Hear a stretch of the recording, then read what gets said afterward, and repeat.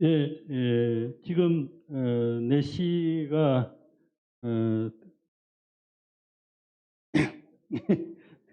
예, 지금 예, 정각 4시가 돼서 행사를 시작하도록 하겠습니다. 오늘 서울사회경제연구소 창립 30주년을 축하해 주고자 참석해 주신 가객, 회원 그리고 그 외 행사를 위해 참석해 주신 모든 분들께 먼저 감사드립니다. 저는 오늘 행사 사회를 맡은 그 진행을 맡은 운영위원장 배영목입니다.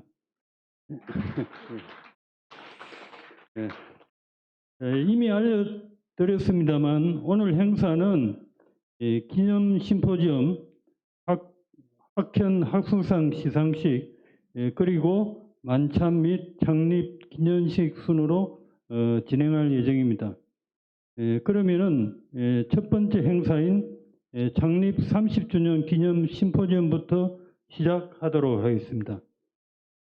먼저 한국 사회경제의 새로운 발전 방향이라는 주제로 서울사회경제연구소 강철규 이사장님의 발표가 있고 이어서 이를 주제로 하는 종합토론이 진행될 예정입니다. 그러면은 강 이사장님의 발표가 있겠습니다. 이 박수로 환영해 주십시오.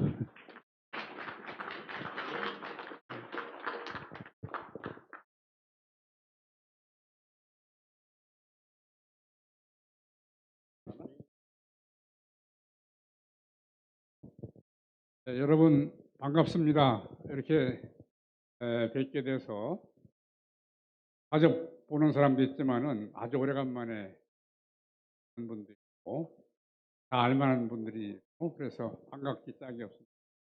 이렇게 30주년 기념 행사에 와주셔서 대단히 감사드리고요. 작년 가을에 연구소 내에 30주년 기념 행사를 준비하는 태스크포스 팀을 준비단을 만들었어요. 만들어서 좀 검토를 해보십시오. 그랬더니 몇 번 논의를 하더니 발표자로 또 저를 시키더라고요. 이사장을.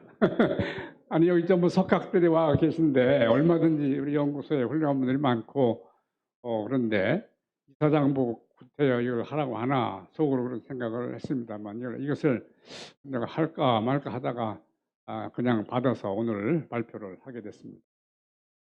여러분들께서 좋은 오늘 들어주시고 좋은 코멘트 해주시고 또 각자 자기 생각하시는 새로운 발전 방향이 있으면 말씀을 해주시면 도움이 되겠습니다.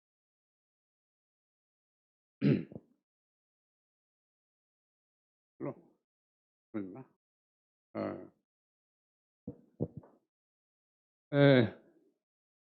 한국 그러지? 괜찮아요?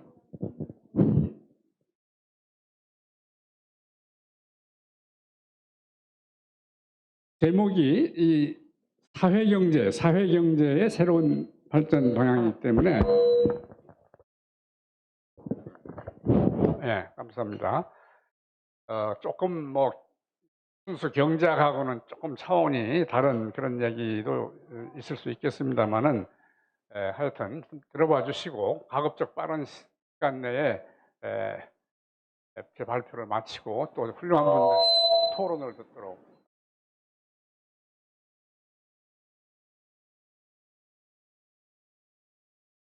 쓰고 대체로 오늘 그 발전이라는 개념을 처음에 제가 잠깐 말씀을 드리고요. 재검토를 할 필요가 있겠다. 그다음에 이제 물적 성장 그럴까? 네.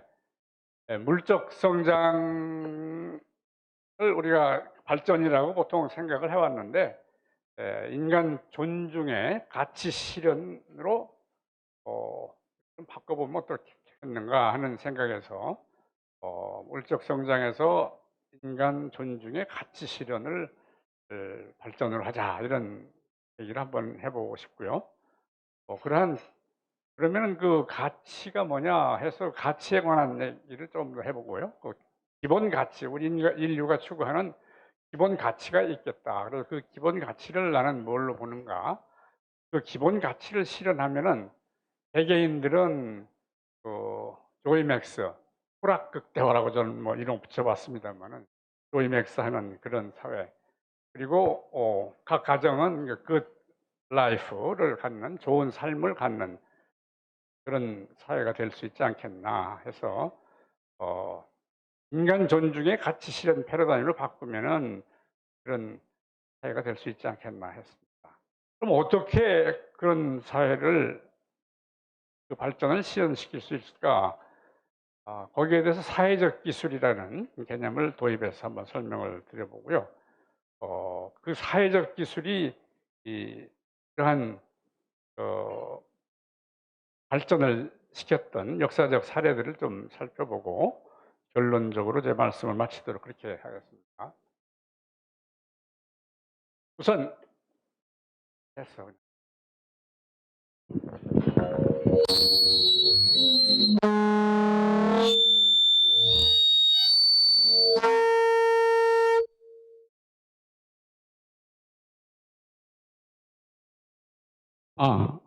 됐습니다.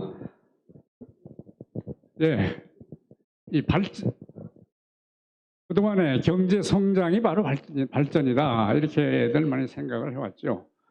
그런데 지나고 보니까 성장을 많이 해서 우리가 선진국 가까이 왔는데 성장에 비례해서 그렇게 즐겁지도 않고 행복하지도 않다 이런 생각이 듭니다.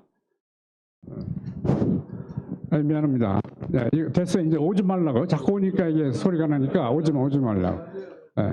오지 말라고. 그래서 문제가 좀 있지 않겠느냐.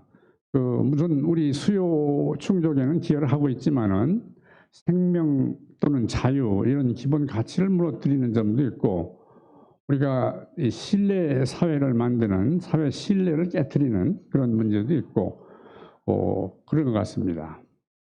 그동안에 피케티 연구는 그 자본주의 수백 년 그 시장 경제를 조사해 본 결과 연구해보면 자본 수익률이 경제 성장률을 상회해서 빈부 격차가 심화되고 있다. 이런 구조적인 문제점도 얘기를 한 것 같습니다. 그런데 그보다 더 앞서서 한 1998년인가 아마티아 센이 그 자유의 확대가 발전이다. 이런 책을 하나 냈죠. Development as Freedom이라는 책을 냈는데 이 사람은 발전 개념을 경제 성장만으로 안 보고 자유의 확대다 이런 얘기를 했어요. 이게 참 의미가 있다고 저는 생각을 했습니다. 왜냐하면 발전의 주체가 이 물적 성장보다는 인간으로 격상이 됐다. 발전을 우리가 생각할 때 인간을 먼저 생각해야 되지 않느냐. 그런 점에서 센이 크게 기여했고 그리고 자유라는 기본 가치를 들고 와서 그걸 발전으로 봤다는 점에서 대단히 의미가 있었다고 저는 생각을 했었습니다. 발전이란 인간이 향유하는 실질적 자유를 확대시키는 것이다. 이런 얘기를 했죠. GNP나 뭐 개인 소득의 증가도 자유 확대의 중요 수단이지만은 교육, 의료 같은 사회 경제 제도나 정치적 권리도 좌우된다. 뭐 이런 얘기도 있습니다. 저는 이 물적 성장을 넘어서 보다 조금 더 확대해서 인간 존중의 가치 실현을 사회경제 발전으로 보자는 그런 주장을 오늘 하려고 합니다. 그래서 그것을 얘기하기 위해서 조금 김구 선생의 나의 소원에서 나오는 한 구절을 먼저 말씀을 드리겠습니다. 아름다운 나라, 나는 우리나라가 세계에서 가장 아름다운 나라가 되기를 바란다. 가장 부강한 나라가 되기를 원하는 것은 아니다. 우리 강력은 남의 침략을 막을 만하면 족하고 부력은 우리의 생활을 풍족히 할 만하면 족하다. 오직 한없이 가지고 싶은 것은 높은 문화의 힘이다. 문화의 힘은 우리 자신을 행복하게 하고 나아가서 남에게 행복을 주기 때문이다. 그리고 그 다음 페이지를 또 보면은 나는 우리나라가 남의 것을 모방하는 나라가 되지 말고 이러한 높고 새로운 문화의 근원이 되고 목표가 되고 모범이 되기를 원한다. 그래서 활기차고 아름다운 나라를 바란 것 같아요. 그 높은 문화국이다. 자신과 이웃이 행복해지는 나라다.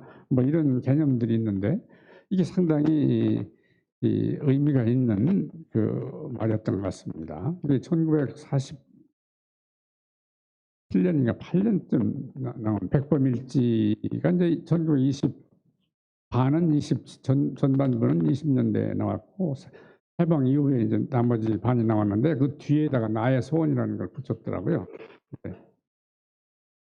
그래서 이 문화국, 문화강국 이런 얘기가 나와서 이 문화 발전에 관해서 누가 얘기한 사람이 하나 있어요. 유명한 사람 레슬리 화이트라는 문화인류학자인데 인류 문화발전 방정식 화이트 이퀘이션이라고도 많이 합니다. 했어요. 이 화이트 이퀘이션을 보면은 이 C 이퀄 E 곱하기 T예요. C는 문화, E는 에너지, T는 기술. 그러니까 에너지가 커지면 문화가 이제 발전하는데 거기에 T를 곱하고 기술이 발전하면은 이 문화가 이제 발전한다. 이런 E 곱하기 T라는 공식을 함수를 하나 만드는 거, E와 T의 함수다. 뭐 이런 얘기가 되었습니다. 화이트가 직접 한 말을 조금 번역을 한번 해봤는데 문화 진화 이론의 핵심은 인간의 에너지를 동력화하는 능력이 지속적으로 증가해왔고 이것이 문화 진화의 주요한 요인이었다는 점이다. 그러므로 사회 문화는 그것이 동력화할 수 있는 에너지의 양과 그것이 그 에너지를 얼마나 효율적으로 사용할 수 있는가에 직접적으로 비례한다. 이 제한은 C 이퀄 E 곱하기 T로 표현할 수 있다. 여기서 C는 문화 발전이고 E는 1인당 에너지 양이고 T는 에너지 활용하는데 사용되는 기술의 효율성이다. 뭐 이렇게 설명을 하고 있습니다. 그래서 저는 그 문화라는 게 도대체 뭔가 하는 것을 여기서 한번 정리를 해보고 넘어갈까 합니다. 문화는 가치 실현하는 활동 및 그 과정이다. 문화 C는 인류가 지향하는 가치가 있겠죠. 그 가치들을 실현하는 활동, 과정, 으로 형태는 다양하게 나타나지 않겠느냐 이렇게 저는 생각을 했어요. 물론 여기서 그 가치는 좋은 가치도 있고 또 나쁜 가치를 실현하는 문화도 다 포함된다고 생각해요. 뭐 가령 무슨 전쟁 문화 이런 거 나쁘겠죠. 학폭 문화 이것도 나쁠 텐데 그것도 인류가 지향하는 가치 중에는 들어가기 때문에 아마도 화이트는 이 C 안에 모든 그 인류가 지향하는 가치들을 포함하는 C를 생각하지 않았나 이런 생각을 합니다. 에너지에 대해서 조금 생각을 해보면은 문화 발전에 매우 중요한 에너지 이것은 인간이 직립보행을 하면서 그 에너지가 물리적으로 늘어난 에너지가 35% 증가했다. 뭐 이런 게 있더라고요. 사용하기 시작하니까 또 에너지가 급속도로 증가했다. 사용을. 그럼 신분평등이라고 하는 제도가 바뀌니까 노예 해방했다든가 말이죠. 뭐 평등하게 되자 역동적인 사회적 에너지가 급등하더라. 그래서 에너지는 뭐 그런저런 이유로 해서 변화가 됩니다. 근데 에너지를 계산해 놓은 사람이 있어요. 이언 모리스라는 학자가 왜 서양이 지배하는가 이런 책을 냈는데 거기에서 사회 발전 지수라는 걸 계산을 해가지고 동서양을 비교를 했어요. 얼마큼 두터운 책입니다만 이 사람의 지수에 포함된 4가지 변수가 뭐냐면은 1인당 에너지 이 획득량 또는 소비량 그리고 군사력, 도시 인구, 조직력으로 봤고요. 그다음에 정보 기술 이 4가지를 이제 사회발전 지수로 봤는데 이 4가지 중에서 에너지 소비량이 기본이다. 이 중에서 나머지는 거기에서 나온 거다. 나온 것들 이렇게 생각이 돼요. 근데 이 네 가지 지수를 합해가지고 점수를 냈는데 이 사람은 그 541년에 AD 540 동양이 서양을 처음으로 추월하고요. 그 이전까지는 서양이 가다가 73년 서양이 동양을 이제 추월합니다. 그때까지는 동양이 조금 앞섰었어요. 그리고 2000년이 되니까 서양이 886점, 동양이 56점 뭐 이렇게 나오고 그리고 이제 예측을 했어요. 2103년이 되면은 다시 동양이 서양을 추월할 것이다. 이게 이제 사회 발전 지수 합계를 가지고 한 얘기입니다. 근데 이거 내가 에너지만 관련해서 한번 뽑아봤어요. 조금 그 사람이 그 부록에 보면은 계산해 놓은 게 있는데, 저게 이 사람은 매 100년마다 쭉 다 했지만 나는 BC 12,000년 전부터 해서 띄엄띄엄 그냥 200년마다 해서 이렇게 본 건 541년 그때까지는 서양이 앞서요. 1인당 에너지 소비량 1000kcal 하루입니다. 28,000, 26,000 이런 건데 600년 되니까 앞서죠. 이 빨간 표시한 게 이제 동양이 앞섰던 그런 700년대까 773년 바뀌는데 그때까지 해봐도 큰 차이는 없어요. 36톤. 그러다가 1900년대는 92,000, 49,000 동양이, 서양이 23만, 2000년대 23만 킬로칼로리, 그다음에 10만 칼로리입니다. 이 그림으로 표시하면 이제 이렇게 됩니다만은 이 확실히 1900년 이후부터는 쫙 그 파란 거 서양이 크게 앞서는 것이 이제 보이죠. 그 에너지가 이제 이렇게 계산을 획득량을 이 사람이 했어요. 얼마나 맞는지는 잘 모르겠습니다만은 하여튼 이렇게 나왔다. 우리 인류 역사를 보면 재미가 있습니다. 에너지에 관해서는 그렇고 또 하나의 변수인 T 기술은 그 물리적 기술과 사회적 기술이 있다고 저는 생각하는데 화이트는 아마도 물리적 기술을 가리킨 것 같다. 화이트 저서는. 왜냐하면 화이트가 이 공식을 이 방정식을 만들어냈을 때가 49년 논문에 처음 나오고 59년 또 책에 또 나오곤 합니다만은 그 화이트가 그때까지는 그 사회적 기술이라는 말이 이 사회적 기술이라는 말이 나오지 않았어요. 2003년인가 그때 넬슨이라는 사람이 처음 사회적 기술에 관한 논문을 하나 냈기 때문에 이 개념이 나온 거는 2000년대 들어서거든요. 그런데 사회적 기술이 뭐냐면은 나는 이게 이 물리적 기술보다도 사회적 기술에 좀 더 주목했어요. 오늘 주로 이것이 일을 효율적으로 하고 증가시키는데 매우 중요한 역할을 하지 않냐. 소셜 테크놀로지라는 게. 여기서 간단히 한번 말씀을 드리면 어떤 목적을 위해서 만드는 제도, 이를 집행하는 조직, 또 조직을 만들고 시행하는 리더십 이런 것들을 활용해서 사람을 움직이게 하는 기술이 사회적 기술이다 이렇게 정의가 되는데 예를 들면은 뭐 히딩크가 한국 축구를 맡고 나서 정실주의로 선수를 선발했었는데 이걸 실력주의로 선발 제도를 바꿨어요. 그렇게 함으로써 4강까지 2002년에 가지 않았느냐.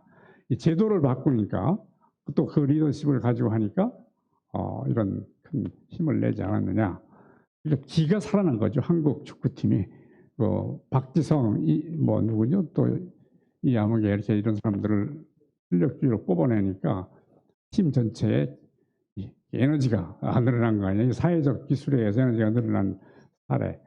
그래서 사회적 기술, 소셜 테크놀로지를 도입하면 에너지가 증가하고 문화의 다양성이 실현된다 하는 하나의 예를 말씀을 드리려고 합니다. 다음에 이제 이 개념을 좀 설명을 이렇게 좀 하고 나가야 될 것 같아요. 인류가 추구하는 가치, 그중에 기본 가치는 뭐냐? 하면은 보통 우리가 생명, 자유 뭐 이런 얘기를 합니다만은 거슬러 올라가 보면은 존 로크의 그 통치론에서 얘기가 나옵니다. 우리는 다음을 자명한 진리로 받아들인다. 모든 인간은 평등하게 태어났고 어떤 조물주로부터 남에게 양도할 수 없는 권리들을 부여받았는데 생명, 자유, 저상권 그리고 행복을 추구할 권리가 여기에 포함된다 등등 이런 요지로 이 1689년에 존 로크가 썼습니다. 명예혁명 다음 해입니다만은 두 트레타이스 오브 가버먼트 이게 인용이 많이 되는데 이게 바로 미국의 독립선언문 터문에 그대로 나오죠. 우리들은 다음과 같은 자명한 진리라고 생각한다. 모든 사람은 평등하게 태어났으며 조물주는 몇 개 양도할 수 없는 권리를 보였으며 그 권리 중에는 생명과 자유와 행복의 추구가 있다. 뭐 등등 똑같이 나오고 있습니다. 생명과 자유 그리고 사유재산 뭐 이런 게 나오는데 제퍼슨이 이 로크에서 인용됐다는 말은 안 썼대요. 안 썼다. 그래서 뭐 그런 얘기가 있어요. 그래서 이 제퍼슨 로크가 얘기하는 생명, 자유 이거는 개인이요. 개인과 개인의 권리에 기반을 둔 출발점으로 삼았다는 건데 암스테르담이라는 책을 썼던 책을 보면은 제퍼슨은 로크를 예외 없이 역사상 가장 위대한 3인물 중에 하나, 나머지는 뉴턴, 베이컨 이 두 사람인데 그 중에 그 로크도 집어넣어 가지고 그런 말을 함으로써 그에게 진 빚을 우회적으로 뭐 시인했다 이런 얘기를 썼더라고요 이 책을.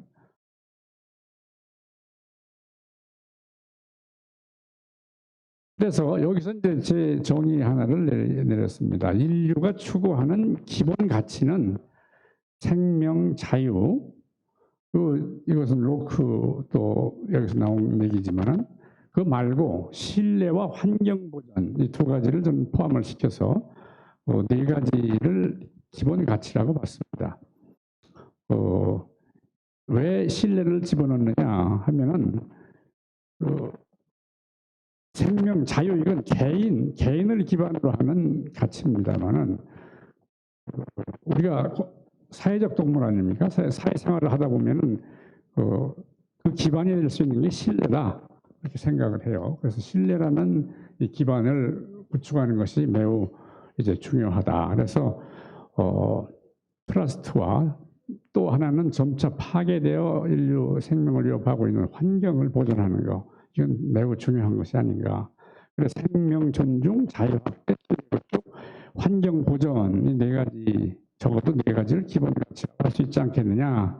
저는 그렇게 생각을 했습니다. 이런 가치를 실현하는 것이 개인적으로는 바로 행복을 하는 것이고 즐거운 삶을 영위하는 것이고 사회적으로는 인간 존중의 문화를 발전시키는 것이다. 이렇게 생각했습니다.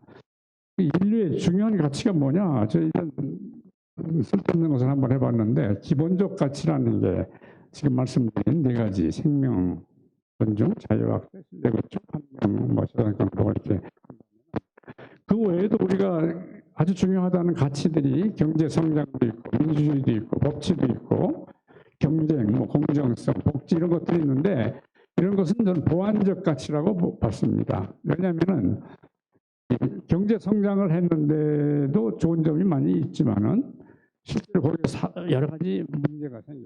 그런 가치를 해치는 그런 것도 있고 또 뭐 그렇게 즐겁지 않은 것도 있고 민주주의라고 하더라도 그것이 기본 가치에 플러스되는 면이 많지만 그렇지 않은 경우도 있어요. 다수결의 원칙, 다수결이 꼭 맞는 건 아니죠. 그럴 수도 있단 말이죠. 그래 이제 이런 것은 수단적 가치 아니냐, 보완적 가치라고 해서 이렇게 구분을 해서 이 기본적 가치가 실현되는 것이 매우 중요하다 이렇게 말씀을 드립니다. 경제 발전의 최종 목표는 이 물적 생산이라기보다는 인간 존중이어야 되지 않겠냐 이렇게 생각을 좀 했었고 그래서 정의 2에서 인간 존중을 한번 정의를 해봤는데 인간 존중이라는 것은 이 천부적 기본권이라고 할 수 있는 생명과 자유를 지키고 좋은 사회관계를 유지하기 위한 신뢰 기반을 구축하며 생존을 담보하는 환경을 보존하는 것. 이것이 이제 인간 존중 아니겠느냐. 그래서 명제 이런 인간 존중의 가치를 실현하는 것이 발전이다. 여기가 이제 제가 하고 싶었던 얘기입니다. 그래서 문화 자체는 이 화이트가 말하는 문화도 그렇고 문화는 가치의 실현 과정이에요. 그건 좋은 가치도 있고 나쁜 가치도 있고 여러 가지가 있습니다만 실현 과정입니다. 다 포함되죠.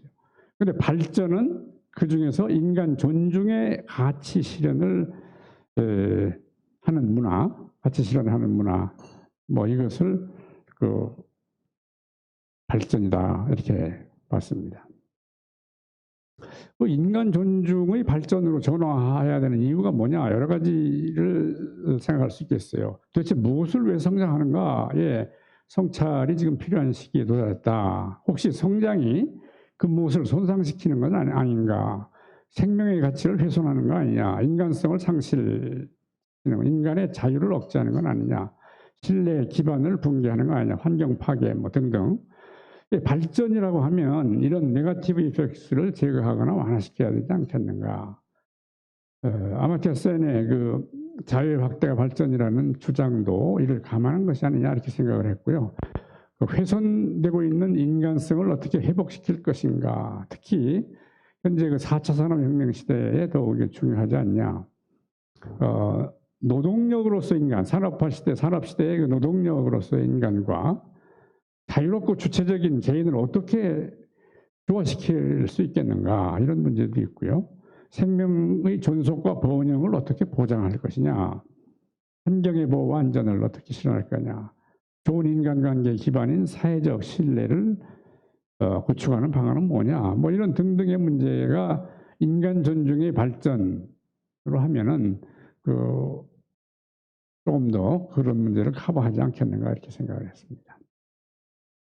그래서 인간 존중의 가치 실현 문화를 CV라고 Culture for 뭐 Good Values라고 할까요? 뭐 하여튼 CV라고 제가 이름을 붙여봤어요. 그래 인간 존중의 가치 실현으로 만들어지는 문화 CV는 식일로 표시가 된다. CV는 E1 곱하기 T1. 1을 붙인 거는 그 E1은 인간 존중의 가치 실현을 위한 에너지 중에서도요. T1은 인간 존중의 가치를 실현하는 기술, 뭐 이런 게 들어가면 인간 존중의 가치 실현을 하는 문화가 만들어지지 않겠느냐 이렇게 생각했습니다. 이 E1과 T1은 E1은 E-E2인데 T1은 T-E2인데 이 2는 뭐냐면은 결국 뭐 전쟁이라든가 기본 가치를 파괴하거나 훼손하는 무슨 에너지예요. 불공정, 독점, 가짜뉴스 전파 뭐 이런 것들은 빼야 되지 않겠냐 에너지에서. 그것이 이제 E1에서 CV 창출에 기여한다. T도 마찬가지죠. T도 기본 가치 실현하는 T1과 기본 가치를 파괴하는 T2가 있을 수 있다. 예를 들어서 전쟁을 위한 무기 개발 뭐 T2, 반면 뭐 전기기관, 전자기술, 항공기술, 디지털 인터넷 등등은 T1에 속한다. 물론 사용 기준입니다. 같은 무기라도 뭐 T1에 사용될 수도 있죠. 그래서 도대체 그럼 이런 기본 가치 실현을 하면 뭐가 좋다는 거냐? VMAX라고 제가 이름을 한번 붙여봤습니다. 우선 기본 가치가 실현하는 문화가 이루어지면은 이 개인에게 좋은 삶을 선사하지 않겠나.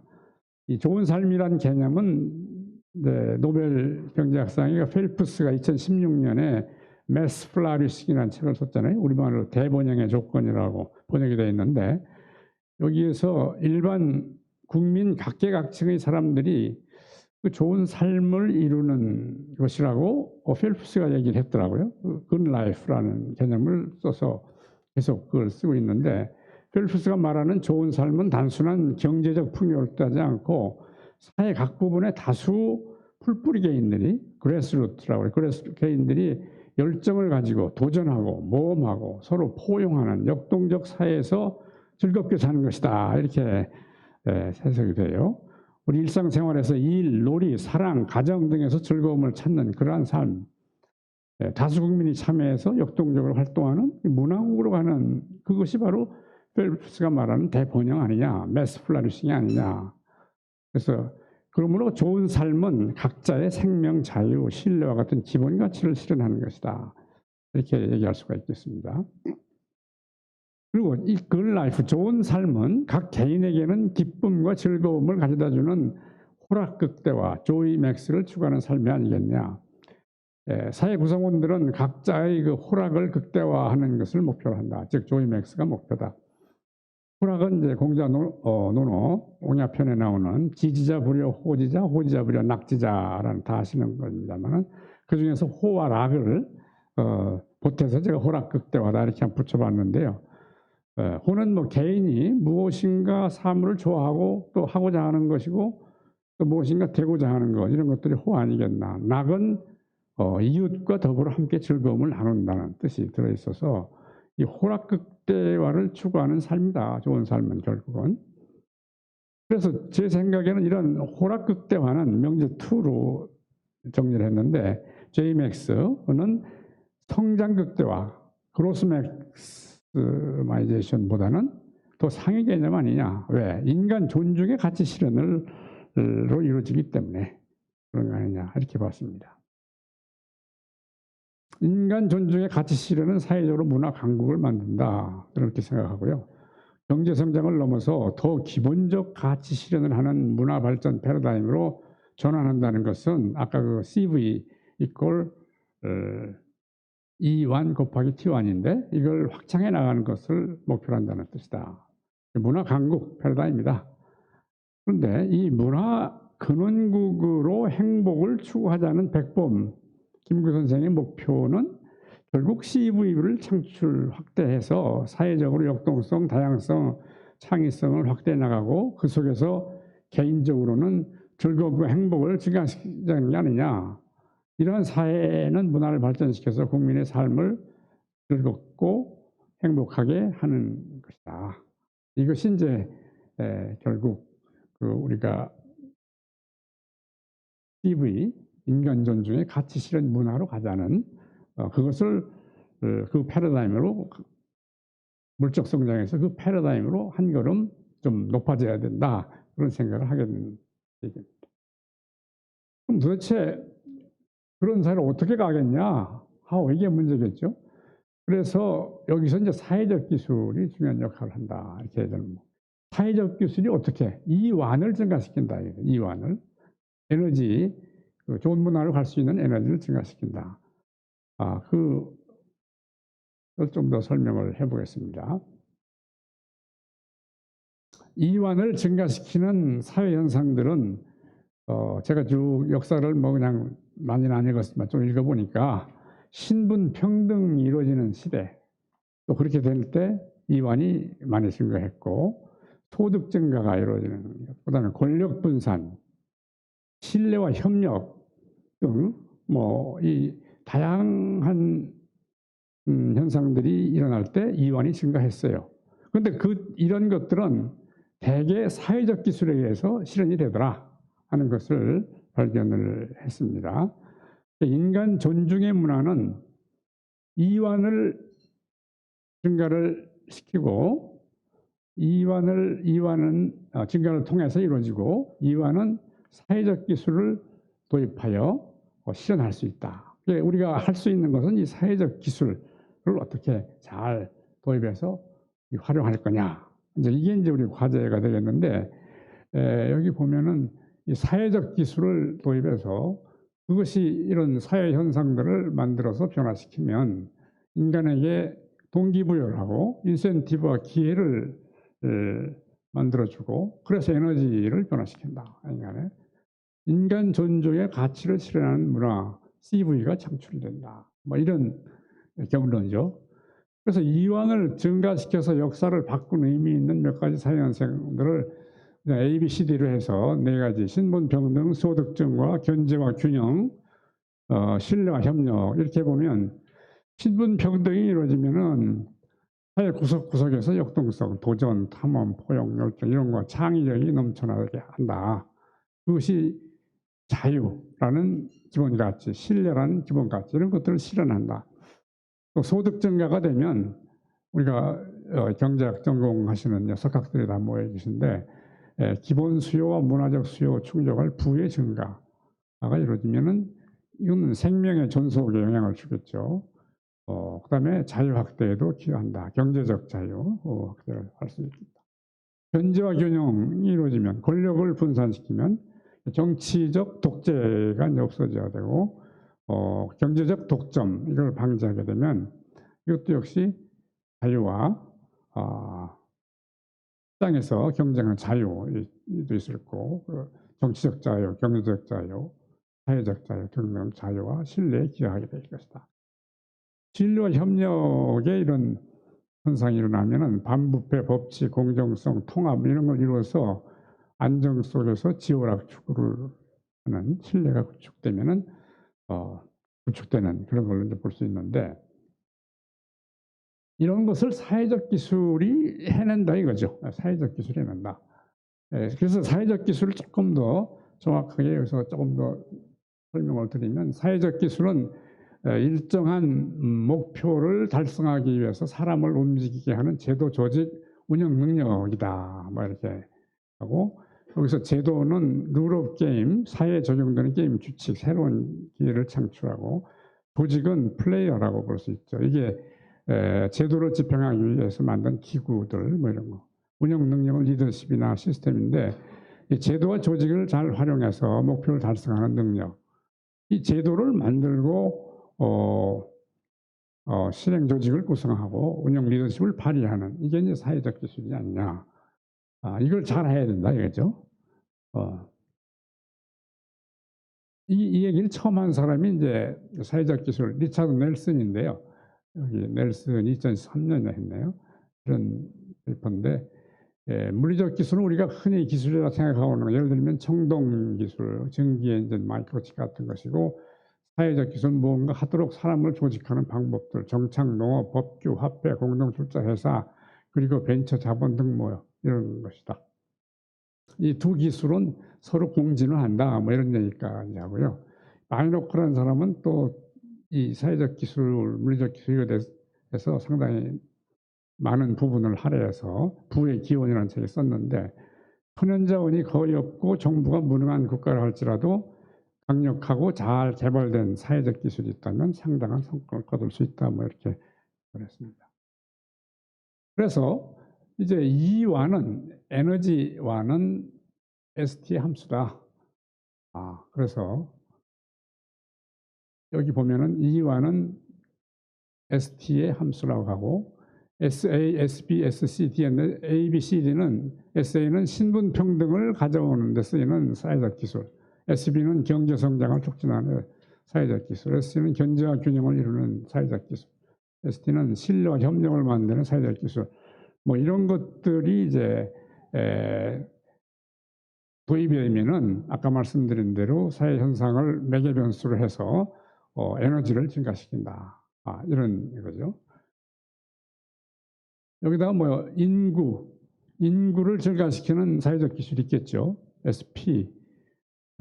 그다음에 ST는 물리적 기술을 증가시키는 사회적 기술이 또 있을 겁니다. 예를 들면은 혁신 시스템을 뭐 새로운 제도로 만든다든가 오늘 이근 교수 나와 계신데 이근 교수도 말씀을 했지만은 역시 혁신 체제가 잘 돼 있는 나라가 성장하더라 하는 그런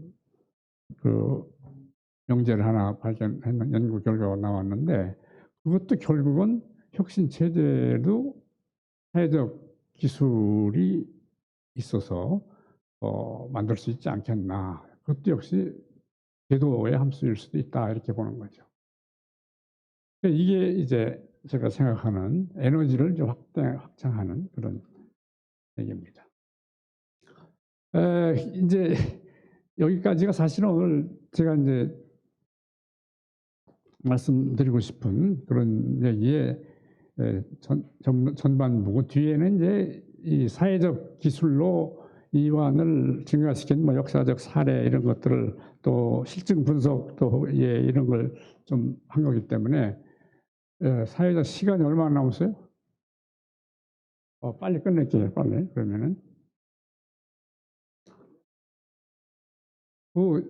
쭉 보니까 신분제 사회의 극복이라는 것이 이완을 증가시키기 위해서 매우 중요한 역사적 과제였더라고요. 신분격제를 해소하거나 신분 이동을 자유롭게 한 것은 인간 존중을 강화시키는 것이다. 로마의 해방 노예제, 인간의 주체성과 자유를 찾은 르네상스, 노예 해방, 노비 해방, 뭐 인종차별에서 계급 타파 등등, 뭐 이건 이 에너지 증가에, 그러니까 인간 존중의 가치를 실현하는데 크게 기여한 것이다. 볼 수 있는데, 몇 가지만 뭐 말씀을 드려보면은, 고대 페니키안인들이 그 주문 배달 결제 등으로 해서 교역으로 해서 알파벳을 만든 것도 이게 중요한 사회적 기술이라고 저는 보고 있죠. 언어라는 게임 룰, 조직, 리더십 발휘 등등의 이게 ST 발달에 기반이 되는데, 언어라는 게 그걸 만드는 거죠. 우리 한글도 마찬가지로 중요한 사회적 기술이라고 저는 보고 있습니다. 아테네 뭐 시민권 로마 해방 노예, 이거 잠깐만 설명을 드리면, 아테네에 그 페리클레스라는 참주가 있었지 않습니까? 이 사람 때 그 파르테논 신전도 건설되고 뭐하고 굉장히 번창했던 데인데, 이 사람이 하나 잘못한 게, 이 시민부모에 양 부모가 아테네 사람인 경우에 그 자손에게 시민권을 준다 이렇게 했어요. 그랬더니 청년 인구가 확 줄어버렸어요. 아테네에 시민권을 가진 청년 인구가 확 줄었어요. 그 통계 조사한 것을 보면은 44만 명 인구 중에 청년 인구가 4만 명에 9.5%밖에 안 됐어요. 본문 자료를 보면 그거 나옵니다만, 반면에 로마는 해방 노예제를 정복 전쟁을 해서 노예들을 잡아다가 각 가정에 배치를 하고, 근데 그 가정에서 큰 공을 세우면 해방시켜주는 해방 노예제가 도입됐어요. 그러니까 열심히들 일하고, 해방 노예가 된 사람이 누적으로 한 50만 명 된다니까, 이래 해방 로마에서. 로마도 공화정 말기의 인구를 로마 시만 갖고 계산해 보니까 거기가 한 4, 5만 명 인구인데, 그 중에 11만 명이 청년 인구였어요. 그러니까 이게 확 다르더라 이거죠. 이 법 하나 잘못 만들으니까, 아테네는 그 후에 이제 페르펜로스 전쟁에서 망하고 그럽니다만은 이 차이가 되죠. 르네상스 인문주의는 자유롭고 주체적인 르네상스인이 탄생했다. 근데 브루크하르트라는 스위스 역사학자가 근대 유럽의 초단이다. 르네상스인이 자유롭고 주체적인 인간이 탄생한 거죠. 르네상스가. 그 이전에 농노 뭐 이런 거 아니겠습니까?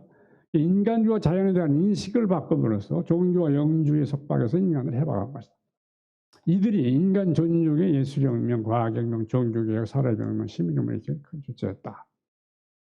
16세기 말 네덜란드가 이제 스페인과의 전쟁에서 종교전쟁에서 이겨가지고 청교도들이 신교죠. 이 사람들이 개신교, 이 사람들이 이제 주식회사, 주식시장제도, 특허법, 무역 뭐 이런 걸 경제제도를 많이 바꿔가지고 크게 발전했었다는 말씀드리고, 영국의 명예혁명 의회제도 이거 이제 올해 발달로 해서 견제와 균형 시스템이 이루어짐으로써 또 크게 발전했다. 또 하나는 이 명예혁명으로 인해서 산업혁명까지 가는 거 아니냐. 명예혁명에서 그 사유재산제도가 완전히 확립되거든요. 그래서 상공인들이 자유롭게 활동을 할 수 있고, 또 불과 명예혁명 후에 몇 년 후에 5, 6년 후에 영란은행이 생깁니다. 1894년에. 그래가지고 이쪽으로 견제와 균형, 그다음에 산업혁명 뭐 이런 게 다 여기서 나오는 거 아닌가. 사회적 기술 덕분이다. 뭐 미국의 독립과 헌법 제정, 이것도 권력 분립, 노예 해방을 위한 전쟁, 이것도 그 이후에 평등사회 실현 후 이민 급증, 기술 혁신 등 세계 주도권, 이성계의 전제개혁, 이때도 고려 말기에 그 권문세가로 농민들이 다 흡수돼 가지고 전호가 됐잖아요. 전호는 그 세금을 안 내요. 국가에 세금을 안 내고 그 지주한테 내죠. 그리고 여격도 안 합니다. 그러니까는 그 재정이 그냥 고갈돼 가지고 관료들한테 녹봉을 못 줬어요. 고려 말기에. 그러니까 이 정도전에 1390년에 그 토지 문서를 갖다가 개성 한복판에 다 태워버리고, 그리고 이제 이성계 전제개혁이 1391년인데 그때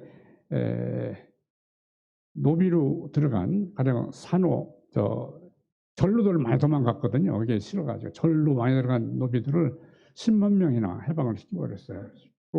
또 권문세가 가지고 있던 노비들을 전부 원래 농민으로 다시 복귀를 시켰죠. 많이. 그 덕분에 인기를 얻어가지고 역성혁명이 성공하지 않았느냐 그렇게 생각합니다. 우리나라 이 건국 후에 농지개혁, 이거는 지주소작제를 폐지하는 바람에 수백 년 내려온 우리나라 이 신분제가 풀려서 오래간만에 평등이 실현된 거죠.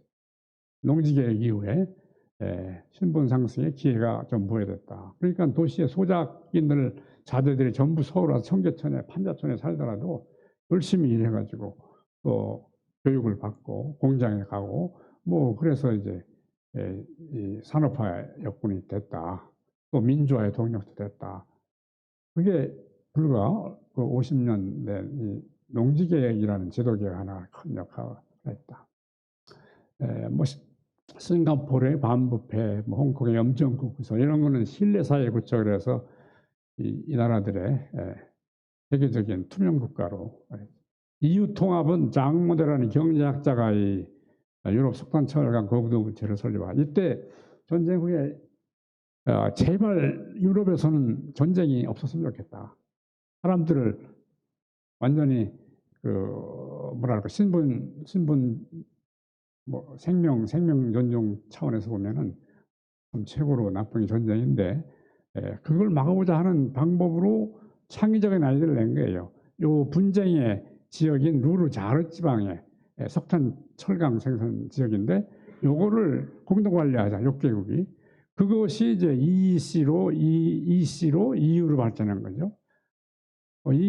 이것도 역시 이런 제도 하나, 기구 하나 만들어서 한 제도 조직 리더십이 경제 발전에 정치 통합으로 왔다. 자, 실증 분석 사례는 무슨 경제 성장의 사회적 기술이 어떤 역할을 했느냐 하는 건 이거는 좀 시간이 다 된가 더 생략을 참고로 하십시오. 와일이라는 사람이 이 생산성이 증가했더라. 이거 하나 한번 봅시다. 1960년에서 80년간 소련은 GDP의 29%, 미국은 21% 투자를 했는데 소련 부흥기에는 자본의 대량 축적에도 불구하고 생산성 증가를 이루지 못한 때문. 저생산성의 이유는 기술이나 투입 요소가 부족해서가 아니라 법치나 재산권 보호 같은 제도적 요인, 즉 기획경제의 저율성과 사람을 움직이게 하는 요인이 없었기 때문이다. 이렇게 했어요. 그래서 생산성의 중요한 변화의 중요한 요인이 경제적, 제도적인 요인이다. 이런 결론을 냈더라고요. 넘어가겠습니다. 뭐 잘 아는 에이스모글로하고 로빈슨 그 경제 제도가 한 나라의 빈부 결정하는 데 중요한 역할을 했다. 포용적 경제 제도를 가진 나라는 시장에 잠재력을 하려고 기술 혁신 촉진, 인재 육성에 투자했다. 착취적 경제 제도를 가진 나라는 이와 반대로 경제를 쇠퇴하게 망하게 했다. 그 나라가 어떤 경제 제도를 가질지 결정하는 것은 정치와 정치 제도다. 이게 서로 연결이 돼 있다. 이런 얘기. 뭐 달라 크레이라는 사람이 법치와 성장을 가지고 재밌는 연구를 했는데요. 90년대 이게 성장률이거든요. 근데 법치가 약한 나라들, 개발도상국 27개국을 가지고서 했는데, 그 중에서 이 법치가 그 스트롱 룰 오브 로가 있는 나라들, 이게 평균 성장률이 6배 정도 차이가 나더라고요. 법치라는 제도가 이렇게 성장에 큰 영향을 줬다. 뭐 이런 분석이 있습니다. 요건 이제 법치와 반부패, 규제 완화, 재산권 보호, 정부 규모, 경제적 자유 등 이런 것을 행단면 분석과 이제 68개국 대상으로 한 패널 자료 분석을 해가지고 성장에 미치는 영향을 했는데요. 저하고 이재영 박사가 했는데 같이 한 건데 결과는 사회적 기술들은 모두 경제 성과와 정의 관계가 있더라. 소득 수준이 높아질수록, 즉 선진화될수록 사회적 기술이 중요성이 더 높아지더라. 사회적 기술의 중요도가 니스, 개도, OECD 선진국수로 나타났고, 후발국의 성장 속도가 빨라서 선진국을 따라잡는다는 수렴가설, 이것은 일반적으로 타당하기보다는 일정 수준의 사회적 기술을 갖춘 그룹 안에서 가능하다는 조건부 수렴가설이 타당하지 않냐, 이런 결론이 나왔습니다. 이건 이제 법치지수하고 인당 소득, 법치지수 패널 자료 분석인데 이렇게 나오죠.